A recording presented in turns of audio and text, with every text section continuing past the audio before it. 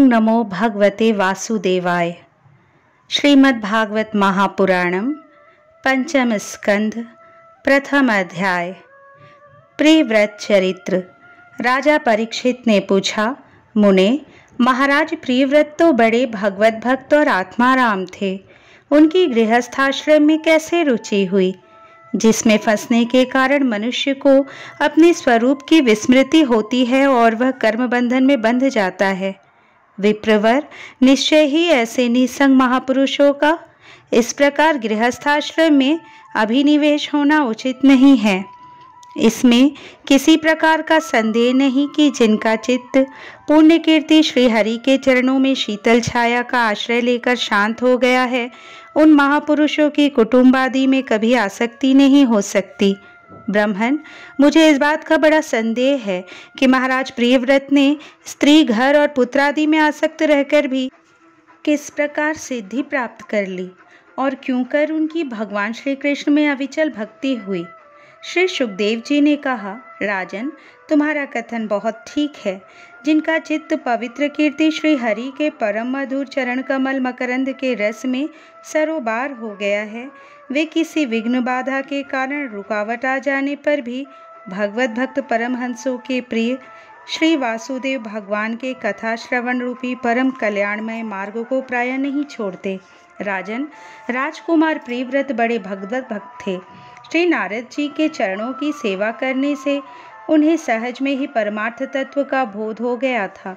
वे ब्रह्मसत्र की दीक्षा निरंतर ब्रह्माभ्यास में जीवन बिताने का नियम लेने ही वाले थे कि उसी समय उनके पिता स्वयंभू मनु ने उन्हें पृथ्वी पालन के लिए शास्त्र में बताए हुए सभी श्रेष्ठ गुणों में पूर्णतया संपन्न देख राज्य शासन के लिए आज्ञा दी। किंतु प्रियव्रत अखंड समाधि योग के द्वारा अपनी सारी इंद्रियों और क्रियाओं को भगवान वासुदेव के चरणों में ही समर्पण कर चुके थे। अतः पिता की आज्ञा किसी प्रकार उल्लंघन करने योग्य न होने पर भी यह सोचकर कि राज्याधिकार पाकर मेरा आत्मस्वरूप स्त्री पुत्र आदि असत प्रपंच से आच्छादित हो जाएगा, राज्य और कुटुंब की चिंता में फंसकर मैं परमार्थ तत्व को भूल जाऊंगा, उन्होंने उसे स्वीकार न किया। आदिदेव स्वयंभू भगवान ब्रह्मा जी को निरंतर इस गुणमय प्रपंच की वृद्धि का ही विचार रहता है।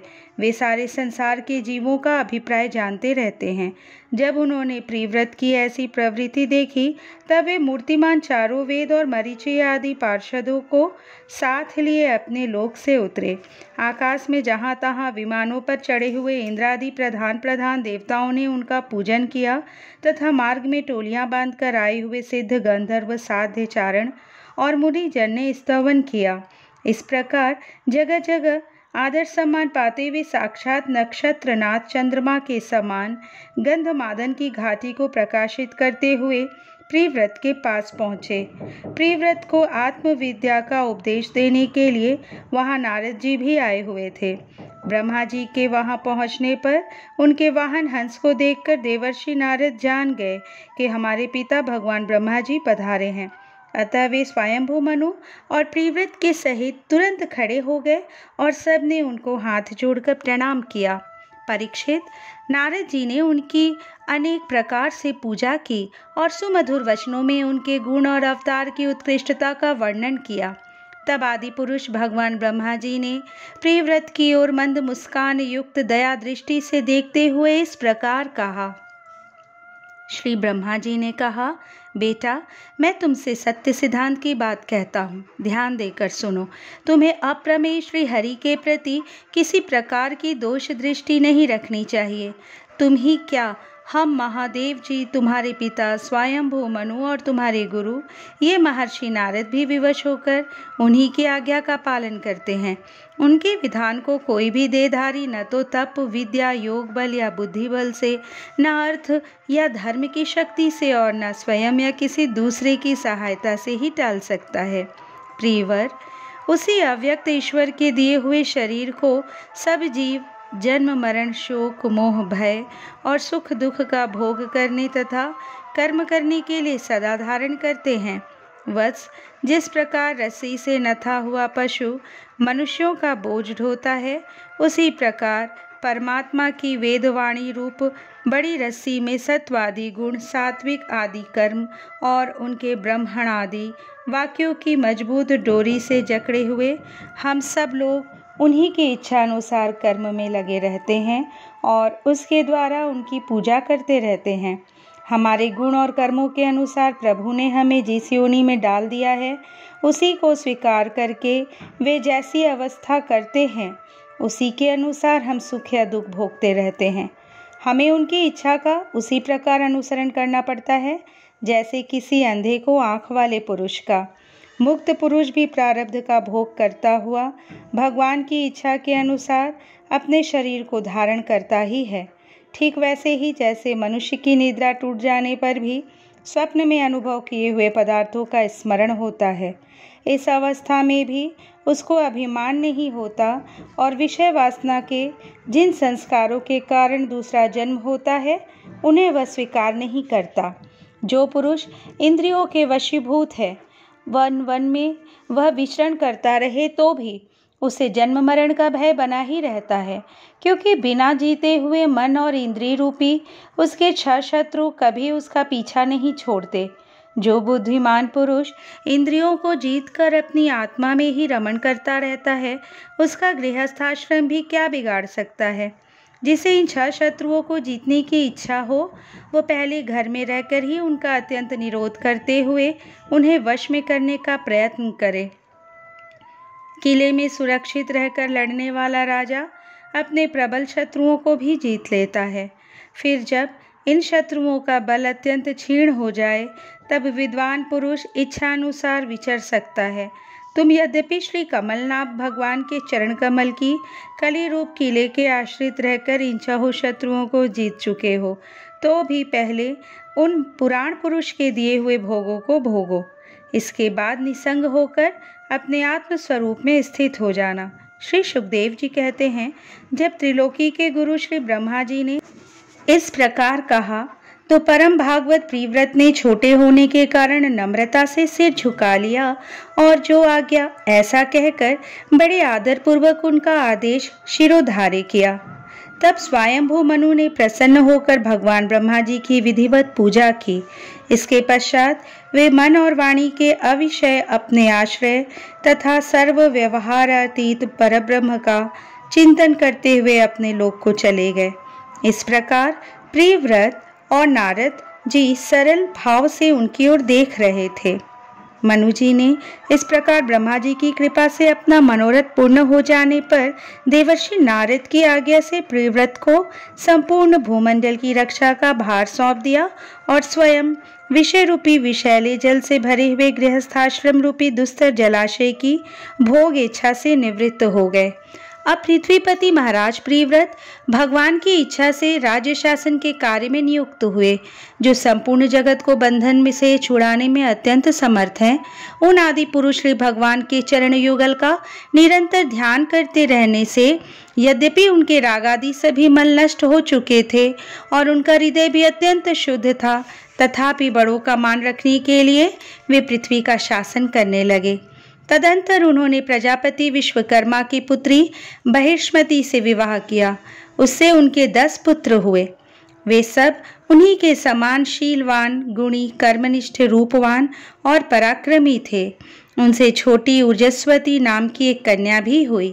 पुत्रों के नाम आग्निद्र, इद्मजीव, यज्ञबाहु, महावीर, हिरण्यरेता, धृतपृष्ठ, सवन, मेधातिथि, वीतिहोत्र और कवि थे। ये सब नाम अग्नि के भी हैं। इनमें कवि, महावीर और सवन ये 3 नैष्ठिक ब्रह्मचारी हुए। उन्होंने बाल्यावस्था से आत्मविद्या का अभ्यास करते हुए अंत में संन्यासाश्रम ही स्वीकार किया।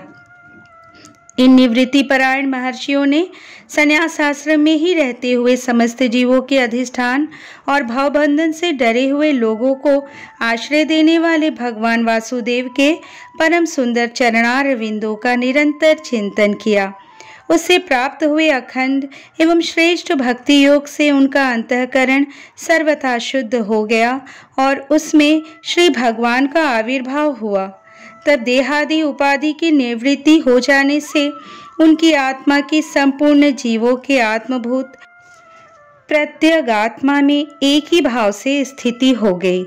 महाराज प्रिव्रत की दूसरी भार्या से उत्तम, तामस और रैवत ये 3 पुत्र उत्पन्न हुए, जो अपने नाम वाले मनवंतरों के अधिपति हुए।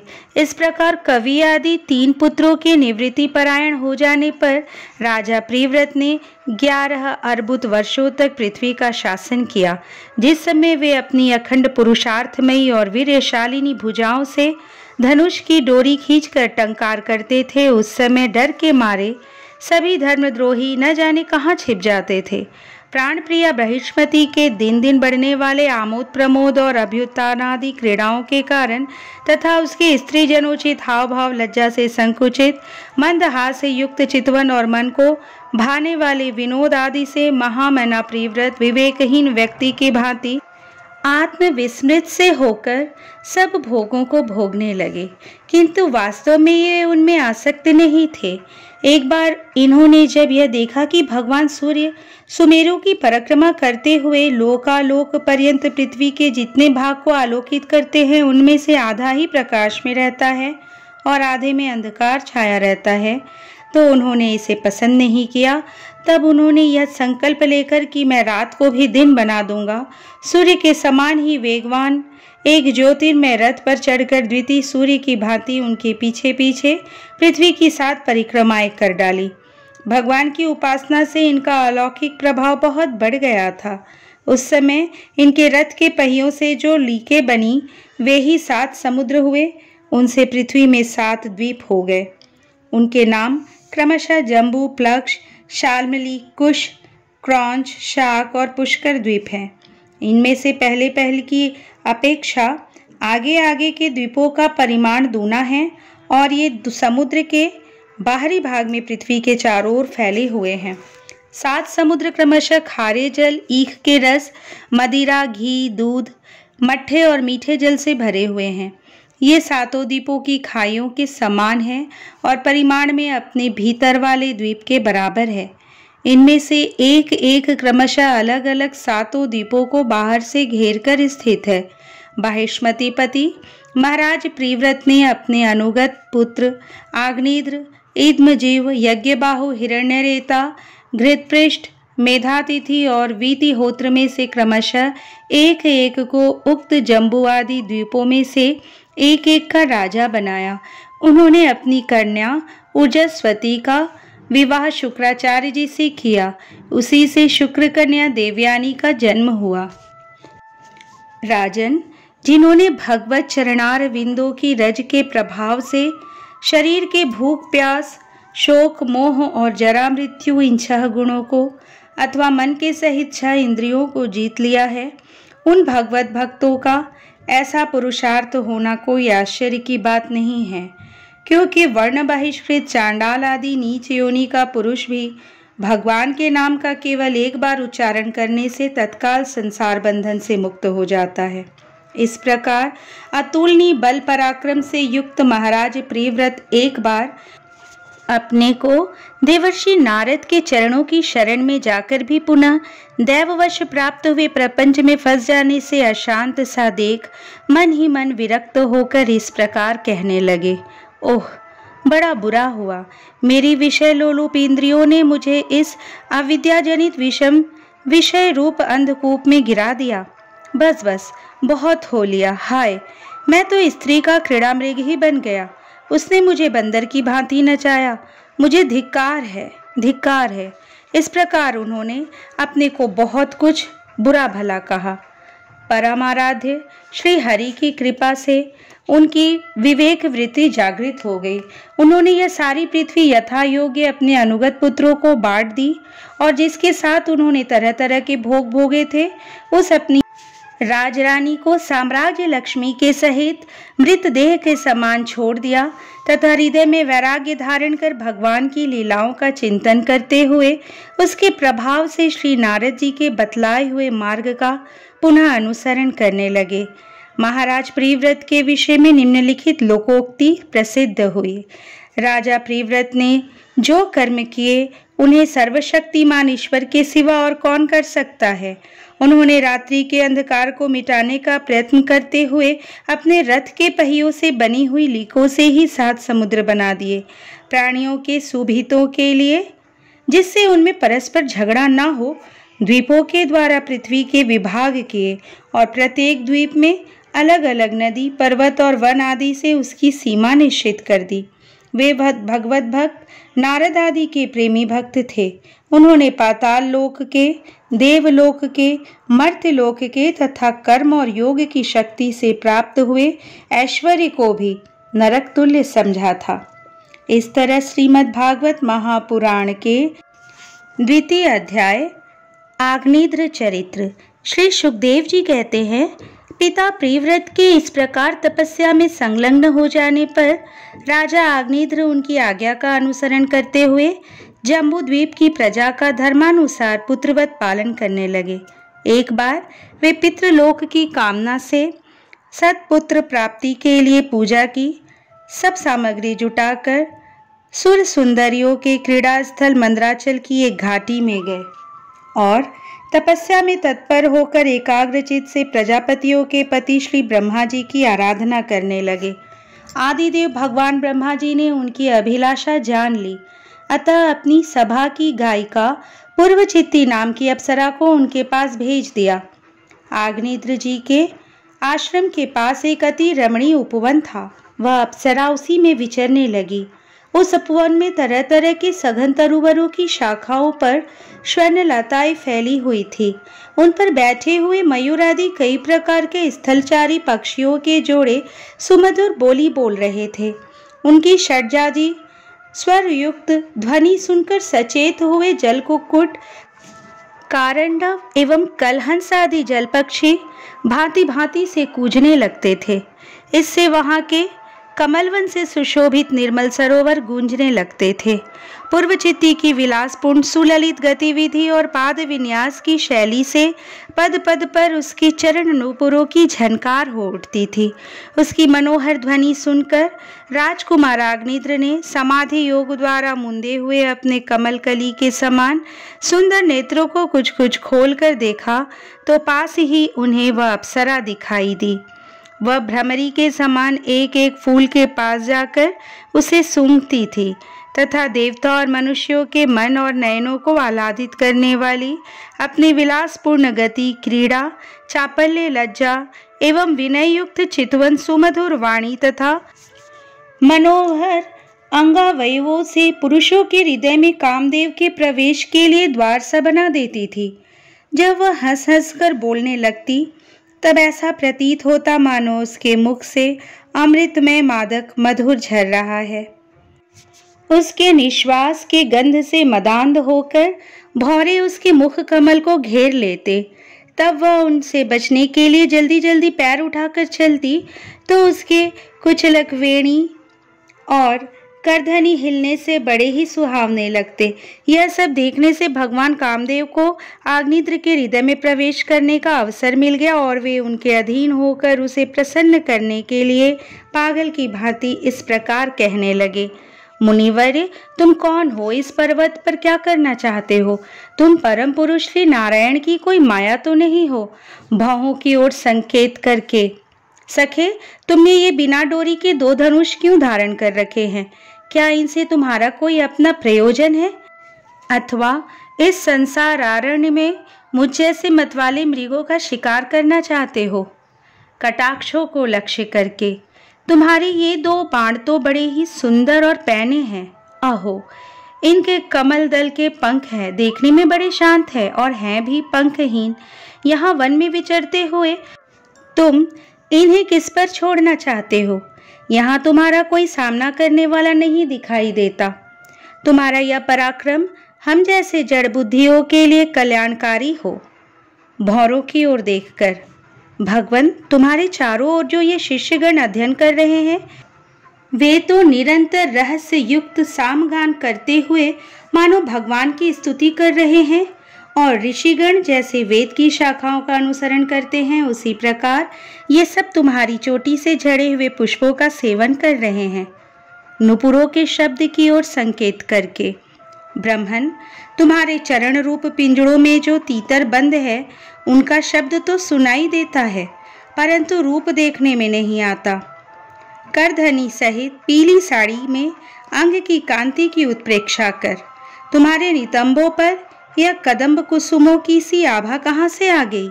इनके ऊपर तो अंगारों का मंडल सा भी दिखाई देता है, किंतु तुम्हारा वल्कल वस्त्र कहाँ है? कुमकुम मंडित कुचों की ओर लक्ष्य करके द्विजवर, तुम्हारे इन दोनों सुंदर सींगों में क्या भरा हुआ है? अवश्य ही इनमें बड़े अमूल्य रत्न भरे हैं। इसी से तो तुम्हारा मध्य भाग इतना कृश होने पर भी तुम उनका बोझ ढो रहे हो। यहाँ जाकर तो मेरी दृष्टि भी मानो अटक गई है। और सुभग, इन सींगों पर तुमने यह लाल लाल लेप सा क्या लगा रखा है? इसकी गंध से तो मेरा सारा आश्रम महक उठा है।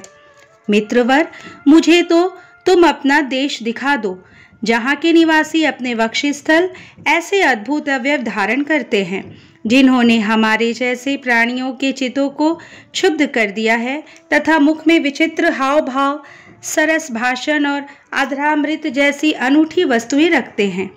प्रियवर, तुम्हारा भोजन क्या है, जिसके खाने से तुम्हारे मुख से हवन सामग्री की सी सुगंध फैल रही है?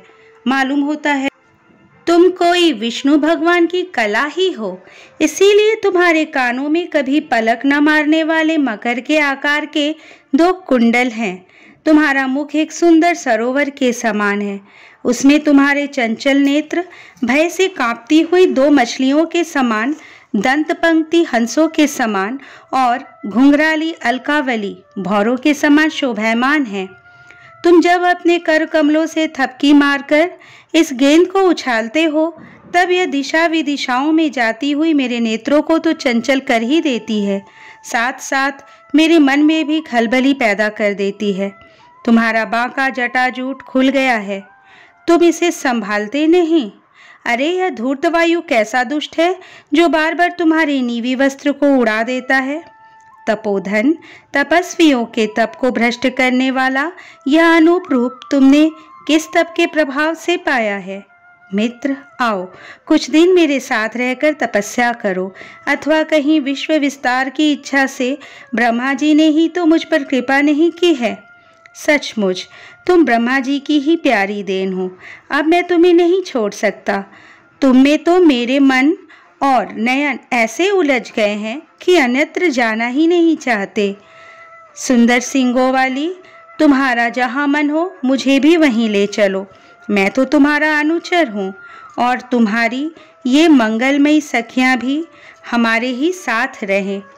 श्री सुखदेव जी कहते हैं, राजन, आग्नेय देवताओं के समान बुद्धिमान और स्त्रियों को प्रसन्न करने में बड़े कुशल थे। उन्होंने इसी प्रकार की रति चातुर्यमयी मीठी मीठी बातों से उस अप्सरा को प्रसन्न कर लिया। वीर समाज में अग्रगण्य आग्नेय की बुद्धिशील रूप अवस्था, लक्ष्मी और उदारता से आकर्षित होकर वह उन जगत द्वीपाधिपति के साथ कई हजार वर्षों तक पृथ्वी और स्वर्ग को भोगती रही। तदंतर नृपवर आग्नेय ने उसके गर्भ से नाभि, किम पुरुष, हरिवर्ष, इलावृत, रम्यक, हिरणमय, कुरु, भद्राश्व और केतुमाल नाम के 9 पुत्र उत्पन्न किए। इस प्रकार 9 वर्ष में प्रतिवर्ष एक के क्रम से 9 पुत्र उत्पन्न कर पूर्व चित्ती उन्हें राजभवन में ही छोड़कर फिर ब्रह्मा जी की सेवा में उपस्थित हो गई। ये आग्नेय के पुत्र माता के अनुग्रह से स्वभाव से ही सुडौल और सबल शरीर वाले थे। आग्नेय ने जम्बूद्वीप के विभाग करके उन्हीं के समान नाम वाले 9 वर्ष अर्थात भूखंड बनाए और उन्हें एक एक पुत्र को सौंप दिया। तब वे सब अपने अपने वर्ष का राज्य भोगने लगे। महाराज आग्नेय दिन दिन भोगों को भोगते रहने पर भी उनसे अतृप्त ही रहे। वे उस अप्सरा को ही परम पुरुषार्थ समझते थे, इसलिए उन्होंने वैदिक कर्मों के द्वारा उसी लोक को प्राप्त किया जहाँ पितृगण अपने सुकृतों के अनुसार तरह तरह के भोगों में मस्त रहते हैं।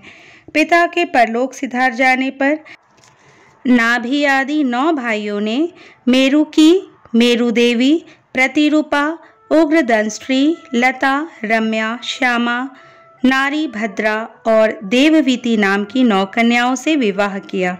इस तरह श्रीमद् भागवत महापुराण के पंचम स्कंध का दूसरा अध्याय संपूर्ण हुआ। तीसरा अध्याय राजा नाभि का चरित्र। श्री सुखदेव जी कहते हैं, राजन, आग्नेत्र के पुत्र नाभि के कोई संतान न थी, इसलिए उन्होंने अपनी भार्या मेरु देवी के सहित पुत्र की कामना से एकाग्रता पूर्वक भगवान यज्ञ पुरुष का यजन किया।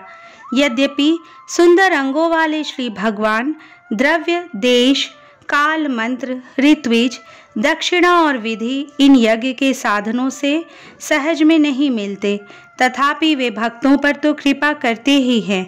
इसलिए जब महाराज नाभि ने श्रद्धापूर्वक विशुद्ध भाव से उनकी आराधना की, तब उनका चित्त अपने भक्त का अभीष्ट कार्य करने के लिए उत्सुक हो गया।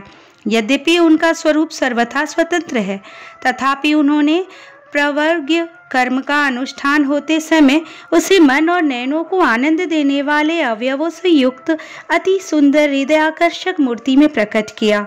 उनके श्रीअंगों में रेशमी पीताम्बर था, वक्षस्थल पर सुमनोहर श्री वत्स चिन्ह सुशोभित था, भुजाओं में शंख चक्र गदा पद्म तथा गले में वनमाला और कौस्तुभ मणि की शोभा थी। संपूर्ण शरीर अंग प्रत्यंग की कांति को बढ़ाने वाले किरण जाल मंडित मणिमय मुकुट, कुंडल, कंकण, करधनी, हार, बाजूबंद और नुपुर आदि आभूषणों से विभूषित था। ऐसे परम तेजस्वी चतुर्भुज मूर्ति पुरुष विशेष को प्रकट हुआ देख ऋत्विज, सदस्य और यजमान आदि सभी लोग ऐसे आह्लादित हुए जैसे निर्धन पुरुष अपार धनराशि पाकर फूला नहीं समाता। फिर सभी ने सिर झुकाकर अत्यंत आदर पूर्वक प्रभु की अर्घ्य द्वारा पूजा की और ऋत्विजों ने उनकी स्तुति की। ऋत्विजों ने कहा, पूज्यतम, हम आपके अनुगत भक्त हैं, आप हमारे पुनः पुनः पूजनीय हैं, किंतु हम आपकी पूजा करना क्या जाने, हम तो बार बार आपको नमस्कार करते हैं। इतना ही हमें महापुरुषों ने सिखाया है। आप प्रकृति और पुरुष से भी परे हैं। फिर प्राकृत गुणों के कार्यभूत इस प्रपंच में बुद्धि फंस जाने से आपके गुणगान में सर्वथा असमर्थ ऐसा कौन पुरुष है जो प्राकृत नाम, रूप एवं आकृति के द्वारा आपके स्वरूप का निरूपण कर सके। आप साक्षात परमेश्वर हैं।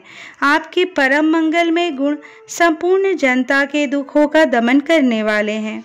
यदि कोई उन्हें वर्णन करने का साहस भी करेगा तो केवल उनके एक देश का ही वर्णन कर सकेगा।